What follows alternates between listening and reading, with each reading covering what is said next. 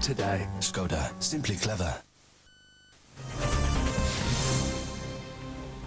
Welcome back. The proposed Gonski reforms to schools' funding to fix disadvantage were given to the government over a year ago. When the Prime Minister released her funding deal just last week, she asked the states to sign on to help pay for a third of the $14.5 billion she wants over 6 years. But the Prime Minister says her bottom line is no school is to lose out. But no state committed to her plan at Friday's COAG meeting. But the Prime Minister extended the deadline to June 30, so they still have time. And while a couple of states are vehemently saying no, the bigger ones, such as New South Wales, could be close to signing on to the Gillard plan. And perhaps the Prime Minister wants the community to keep debating about education, how to improve it, how to better fund it, almost until voting day, because it's seen as positive territory for her side of politics. Well, I'm joined now by two education experts. In our Melbourne studio is Dr. David Zinger from the Faculty of Education at Monash University, and here in Sydney with me is Catherine Cusack, New South Wales Liberal MLC, who worked on education policy in the Greiner years. Now, welcome to you both. David Zinger, if I can come to you first, what is your view of the overall thrust of the Gonski reforms to essentially make no school, no student in school a loser in terms of money?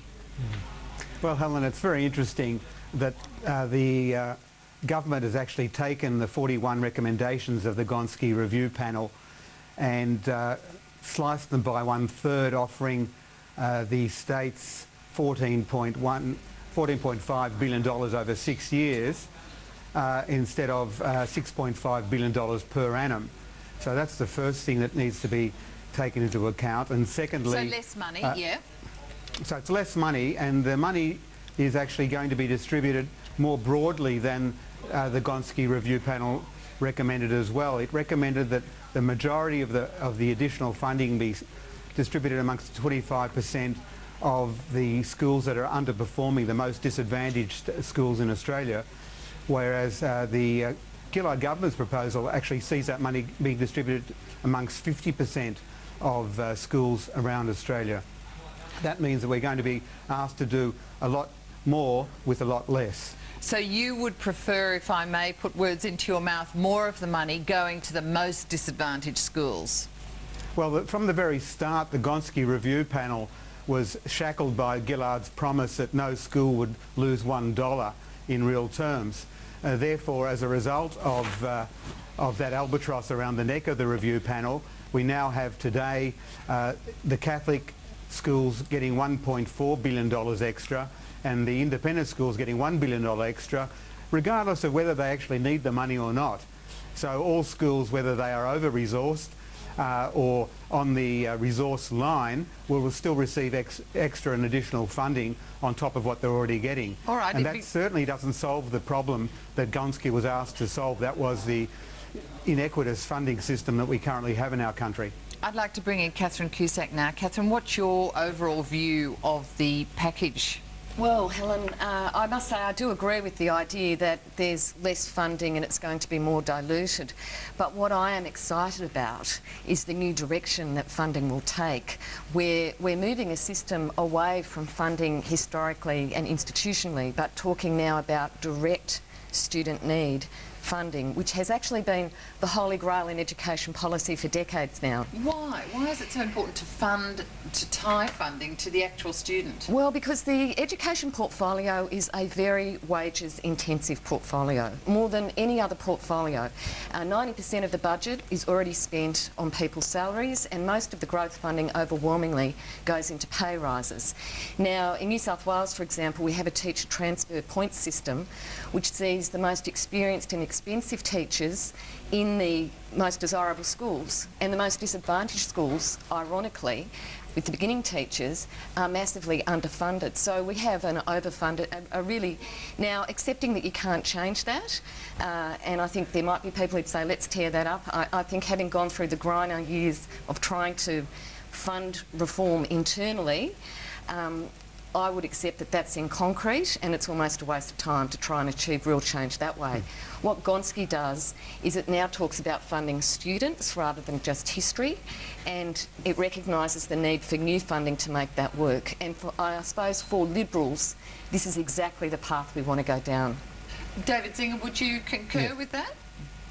Well, one of the things that we need to take into account is that the three Liberal eastern states, Queensland, New South Wales and Victoria, have slashed almost $3 billion from their state public education systems in the last 2 to 3 years.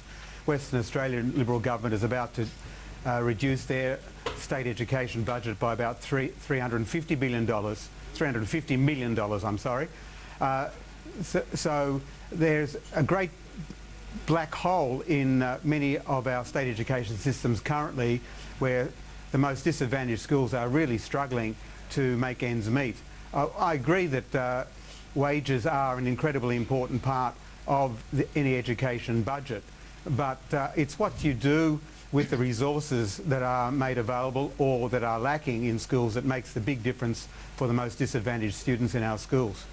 Okay, well, let's talk about that, the actual funding deal that the Prime Minister offered to the states. Now, so far, none of the states have jumped on board. But, Catherine, from what you're saying, the Liberal government in New South Wales embraces this idea and may well sign on. Absolutely. Look, there's no question the O'Farrell government would love to do this deal. I think what we're seeing, putting the party politics aside, is that the federal government has pitched their offer to try and get maximum contribution from the states, and so it is a hard thing for the state government to meet. We are a Liberal government. We need to live within our means. We've been in the process, a very difficult process for 2 years of constraining the budget. The fact that this is even being considered, can I tell you, is a real sign of goodwill and enthusiasm from the O'Farrell government. But it is really hard to find the funds to match it, and they are trying hard. But it's very generous to New South Wales, isn't it? Well, it's a huge increase in your budget for schools education. Absolutely, and look, if somebody said, Helen, for every dollar you put on the table, I'll put 2 on, the fact is you can't put $10 million on the table if you don't have $10 million. And that's really, so that's one of the reasons we would love to do it. The indexation is generous, and they are, can I tell you, our guys are working really hard to make this happen, but at the end of the day, it is going to involve funding cuts from other areas. It is going to be politically very difficult, and it's a package that everyone's going to have to, sign off on. David Zinger, if it's true, as you say, and I'm not doubting you, that the eastern states have cut massively out of their higher school education budget in the last couple of years, I mean, why wouldn't the states jump at this? Because the Commonwealth is putting in the lion's share. Well, in fact, it seems to me that Victoria, New South Wales and Queensland are ready to sign, but are stalling for possibly political reasons to see what else they can get out of the package. The issue, I see it, is that the Liberal governments are trying to maintain the privilege of the private school system that they have embedded in their systems currently up to date. We see, for example, Christopher Pyne saying that there's nothing wrong with the old funding model, which has seen enormous inequity in funding across Australia, making Australia the most privatised education system in the OECD. Well, in fact, Catherine Cusack, what do you say to that? Because, I mean, Tony Abbott has said that he actually doesn't really want to, he would just tinker with such a model if it comes in before the election, that he really doesn't want to turn things upside down, i.e. he's implying that doing a Gonski would be turning things upside down. He won't be doing it. No, Tony Abbott, as I understand it, is looking at how much funding he could put towards that style of reform, but he doesn't believe at this stage he's going to have that much available in his budget.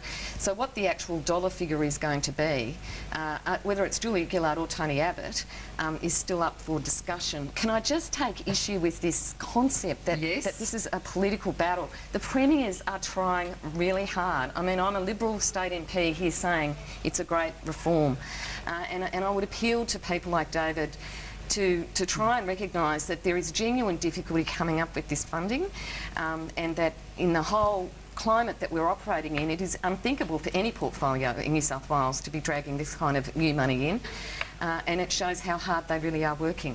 All right, before we go on, I just want to have a hold that thought, David, and we'll just have a look at something the Prime Minister had to say on this very issue.